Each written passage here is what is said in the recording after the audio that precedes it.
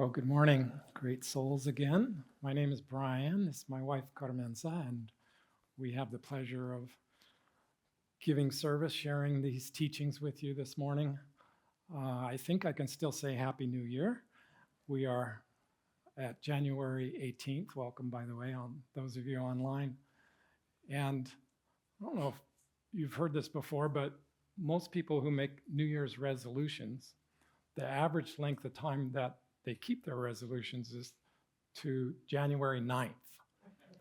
So if you are keeping a resolution, like maybe coming to Sunday service, enjoying satsang or whatever it is, and you're already twice as far past the average person. So I'm going to read for you from Rays of the One Light. This is weekly commentaries on the Bible and the Bhagavad Gita by Swami Kriya-yoga. This is week 3.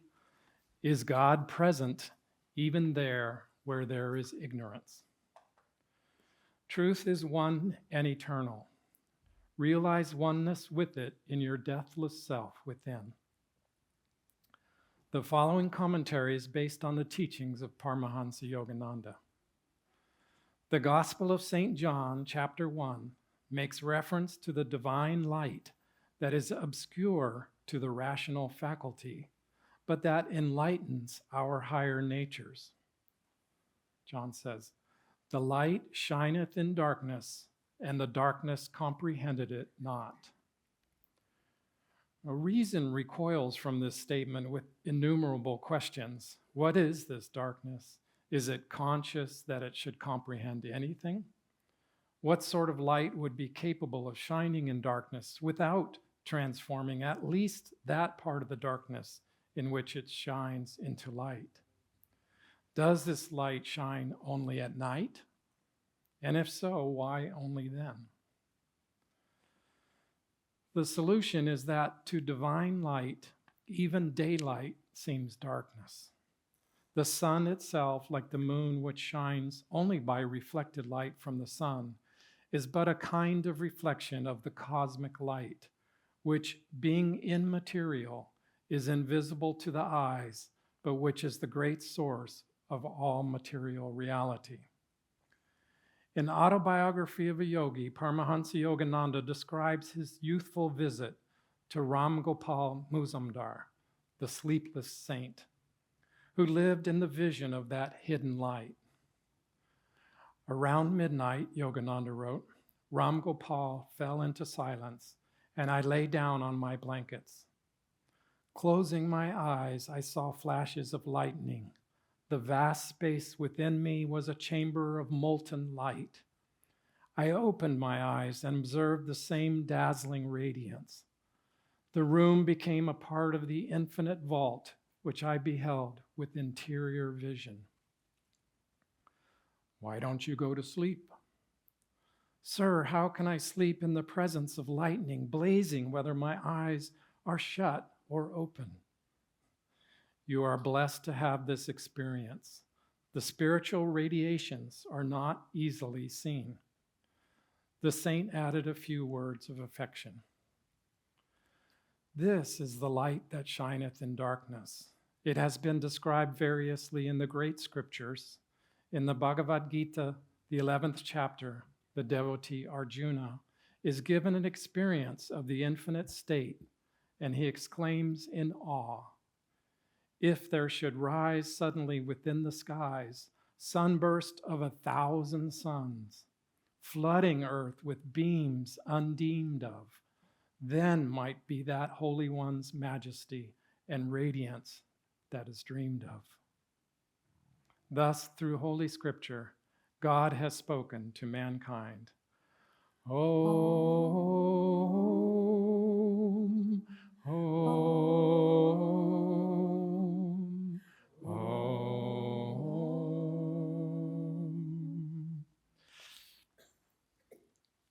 Well, it's absolutely delightful to hear Yogananda's experience of literally seeing light, the light of divine consciousness, and to hear from Arjuna, who's given the light or shown the light by his guru, Krishna.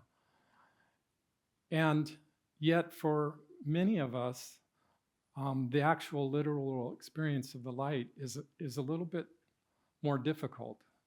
And in times that we live in, such as now, where there's great transition going on, there's a lot of darkness that is being expressed in the world.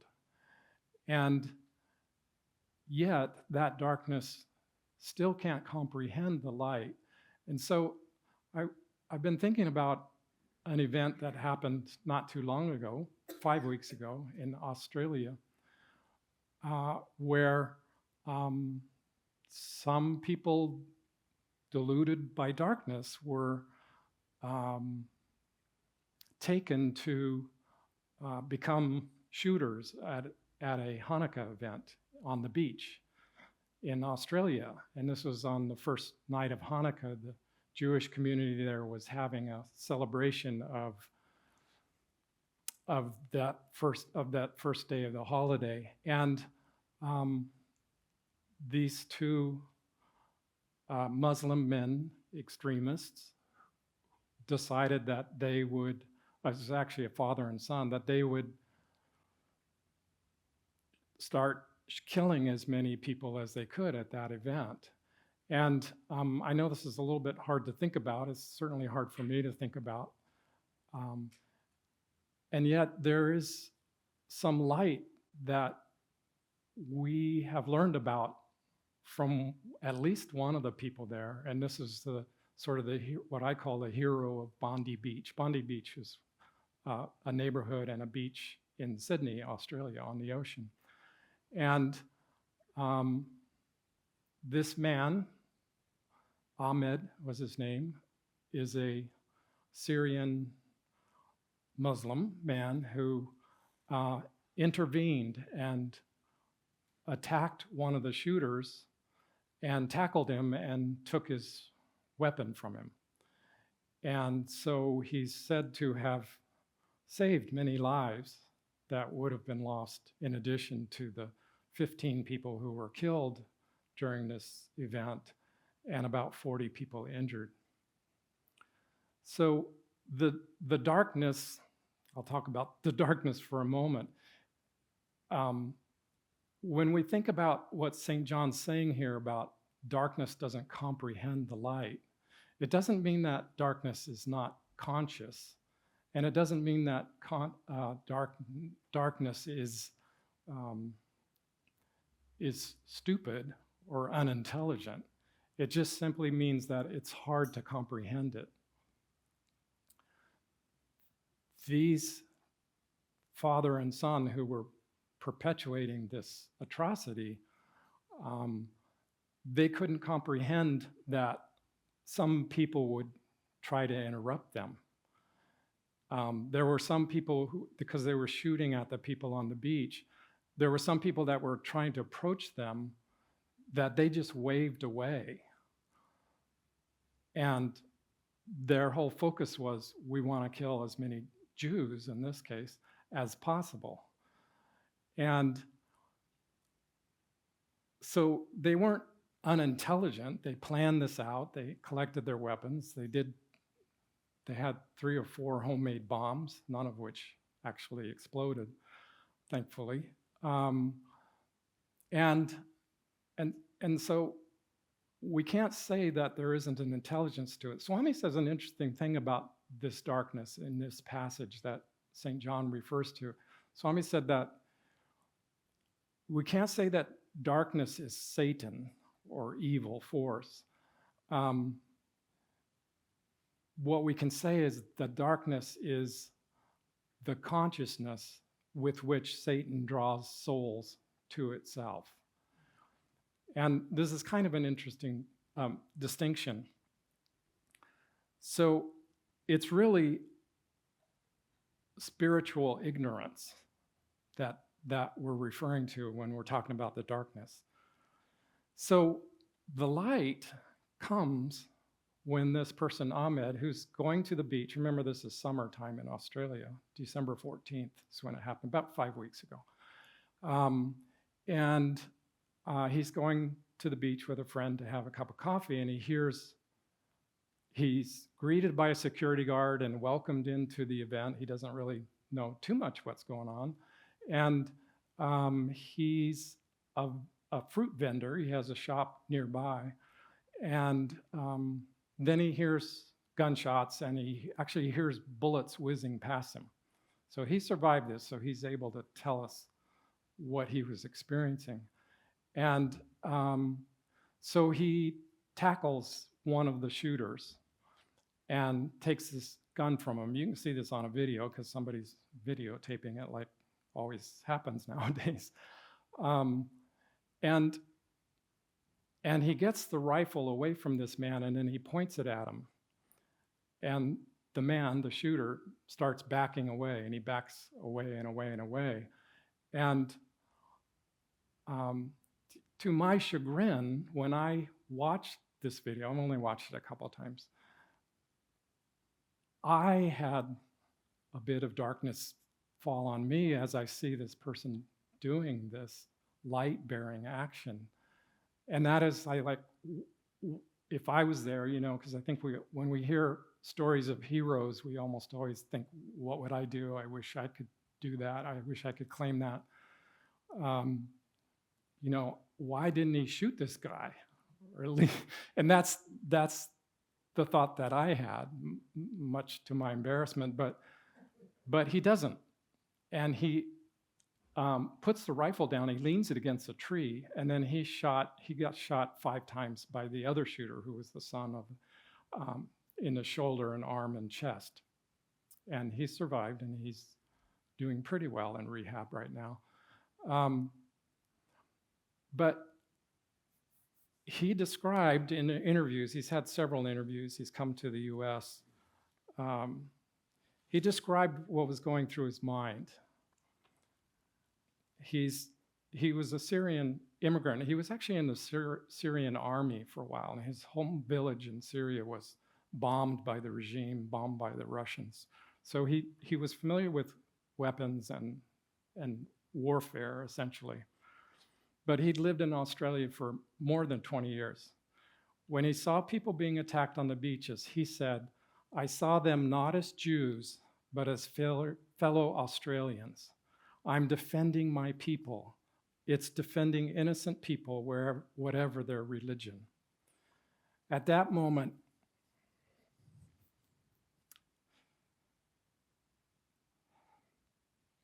he said he felt he had been placed there by God with a moral choice, whether to turn away or to act on God's intention.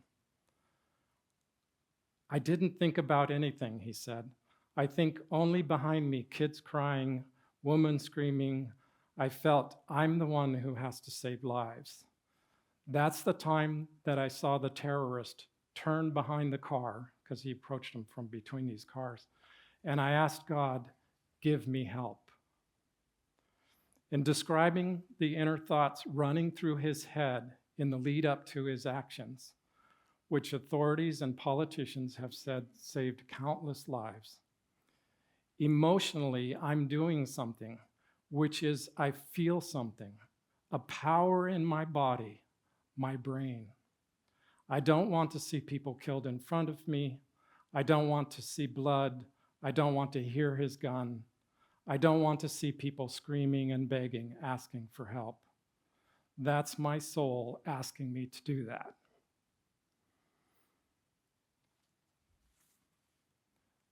Part of the aspect of the darkness that came out, his actions were basically lauded by people all around the world. But part of the incomprehension of the darkness was that the Islamic State, who were people that were sort of fomenting the ideology that led to these 2 shooters taking this action. The Islamic State said, well, this person wasn't a Muslim. He was a Lebanese Christian, which isn't true. Or he was an agent of the Israeli Defense Forces. It must have been a plant there. because this incomprehension that a Muslim would intervene in other Muslims doing what they considered, the right thing to do, was just incomprehensible. The light is always more powerful than darkness. And one of the attributes of light, we talked a little bit about this at the fire ceremony this morning. One of the aspects about light is that it draws attention. It draws more light. There was a GoFundMe, I don't know what you call it, fundraiser, I guess, for Mr. Ahmed, who was hospitalized for some days. And within 2 days, almost $2 million were donated to him. This is people all over the world saying, I want to contribute to this person. He has two sons, he has 2 children, and he has a business, and may not be able to work it, but whatever, it drew that money. They asked for blood donations for the 40 people who were injured, among them Mr. Ahmed, during this event. 50,000 people donated blood. 50,000 people. This is the light drawing itself to a horrific event.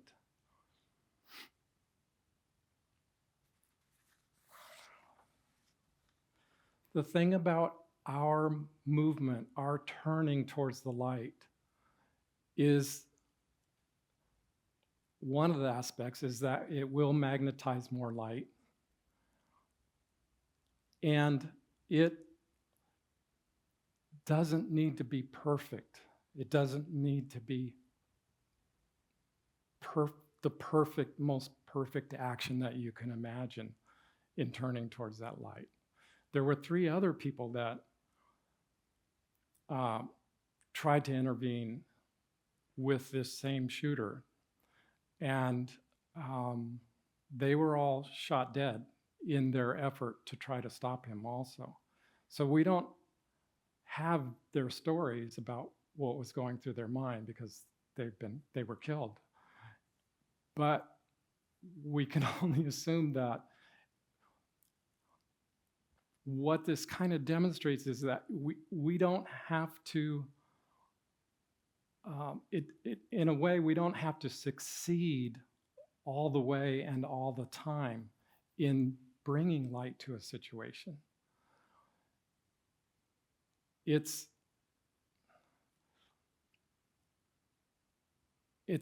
more important, Swami says this, it's more important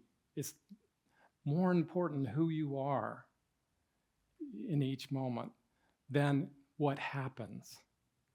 So we can't say that somebody failed, because we can never fail when we turn towards the light, whatever experience of it is.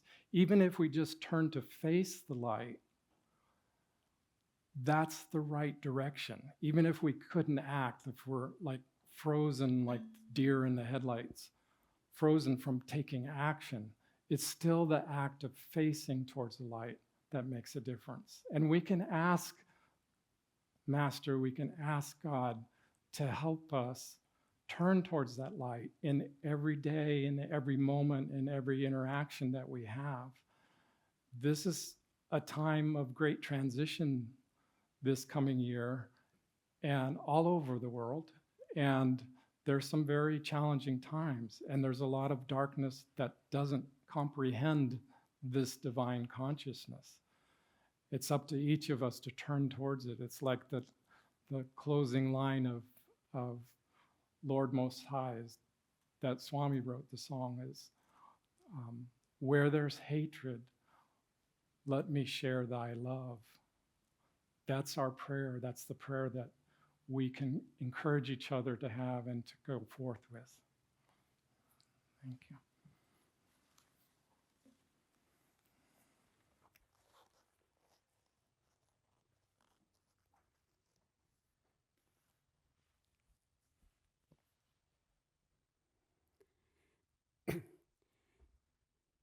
when I was reading this, it reminded me of my nieces a while ago. We went to this volcanic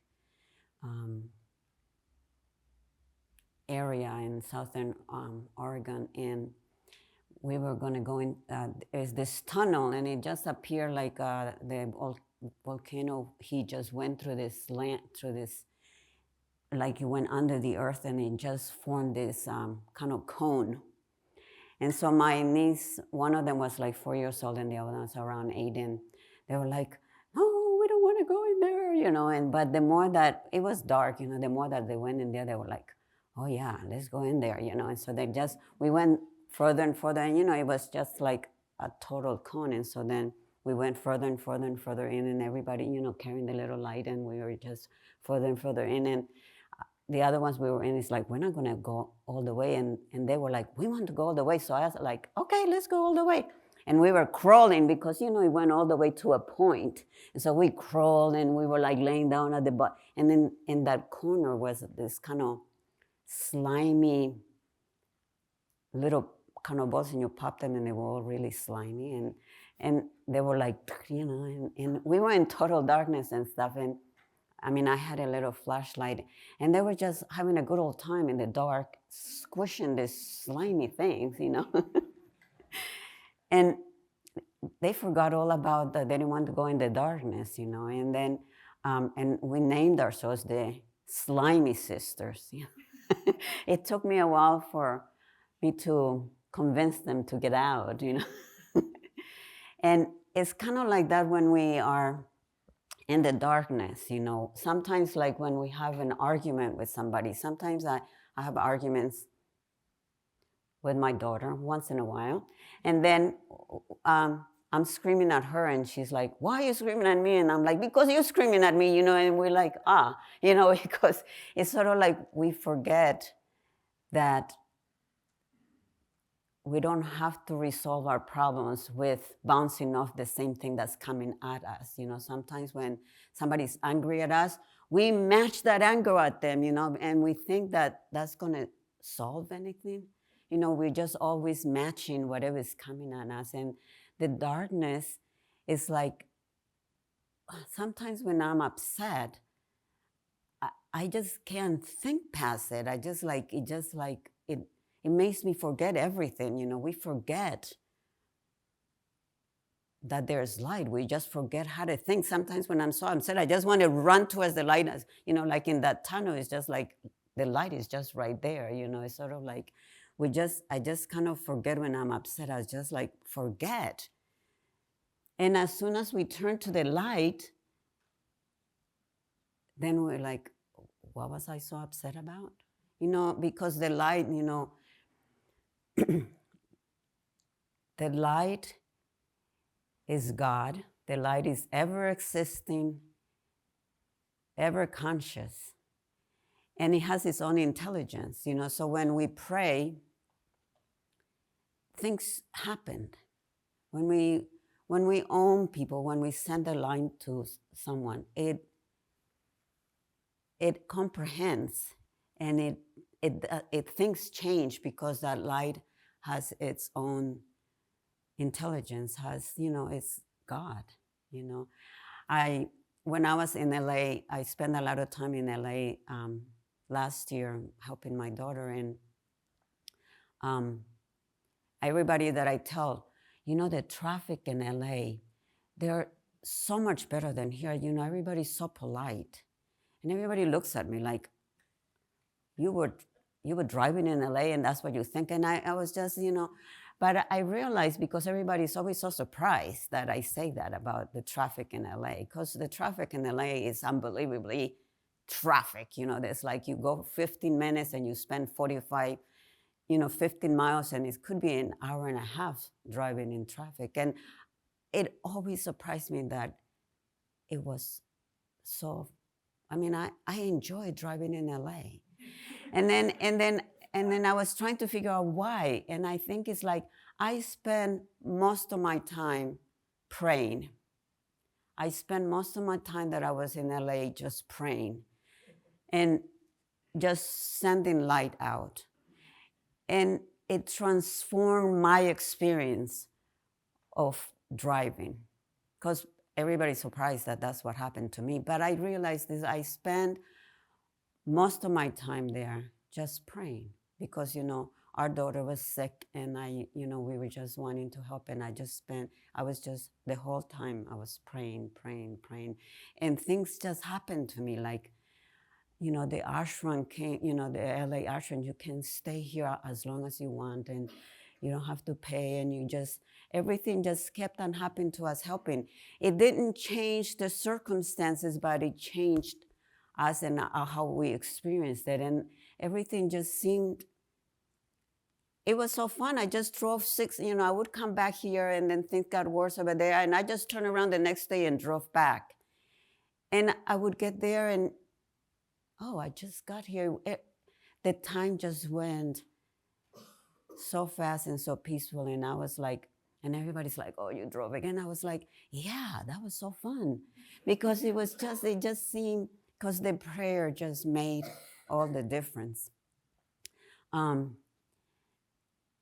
But the darkness always, there's a song that Swami wrote, and it's called the Devil Worship. And it says that you can't beat the darkness with a stick. You just have to turn the light on. Because we always, just like that, we always think that if we just get angrier, that things are going to get better. If somebody criticizes us, then we criticize them, and we think that that's going to solve something, But the darkness makes us think that we always just going to. There's a book that was just written that is called "You Can Be Happy in Spite of Everything," and somebody showed me this book a few weeks ago. And they just went up to me and they just did that. And then I was like, why did they do that? And I didn't even could see what it said or anything. They just went up to me and they like that, and then went and turned and then put it down. And I was like, what is that? And so I've been reading this every single day, just reading a piece of it, because Masters is a compile of lecture that Master talk that Yogananda wrote about how to be happy. And in that, Master says, you can be happy now. If you want to be happy tomorrow, you have to decide today that you're happy. Because happy doesn't happen because of any circumstance. Happiness happens inside. You have to decide, I am happy today, therefore you're going to be happy tomorrow. Because Master says the moments that today is what you're going to be tomorrow. What you think today is what you are tomorrow, and what you were thinking yesterday is what you are today. And so that you just have to keep deciding, because he says happiness is our birthright, because we came from joy. That is how Master defined God as Satchidananda, which means ever present, ever existing, ever conscious, ever new bliss. And we all talk about what that ever means, but it's that intelligence that is present, that responds to when we call God, because God is always there, and we are part of God. We are the vibratory part of God, the unmanifested. It's always just bliss, light, all the aspects of God, the 8 aspects of God is just there. And we are the vibratory existence of that, of God. And so he says happiness is here now as it ever will be. So might as well just claim, I am happy.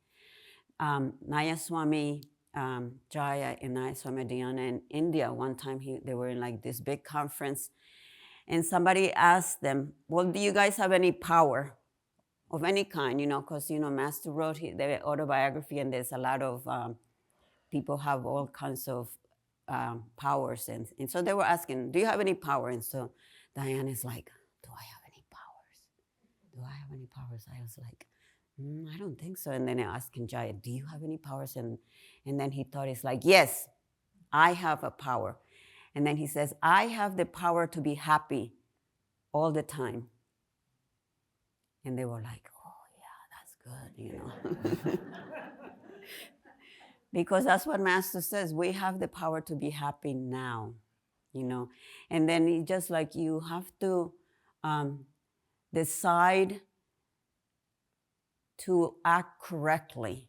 It doesn't mean just to that I'm happy, but you also have to act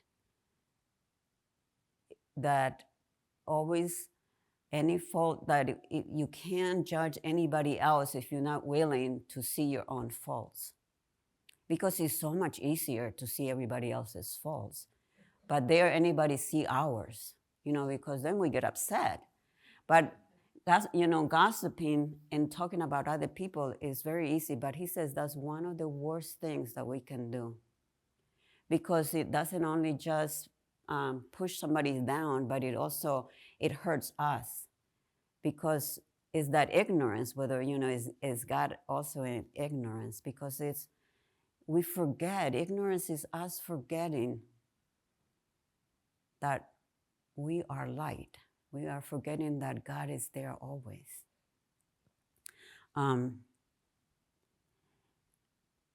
Master always talked about, Yogananda says, to memorize the point samadhi and repeat it every day. And I always wonder, well, okay, why? Is that half of the time you don't understand what it means, because it just talks about, it's very broad, and then all of a sudden it's very, And so I am like, well, he said to repeat it, so I repeat it every day. And it's very interesting, all the things that he says, It explains a lot of things. There's one part that it talks about how the vibratory, it encompasses what it encompasses, because it just says planets, stars, stardust, earth, volcanic burst of doomsday cataclysms, creation's molding furnace, glaciers of silent x-rays, burning electron floods, thoughts of all men, past, present, to come, every blade of grass, myself, mankind, each particle of universal dust, anger, greed, good, bad, salvation, lust. I swallowed, transmuted all into a vast ocean of blood of my own one being.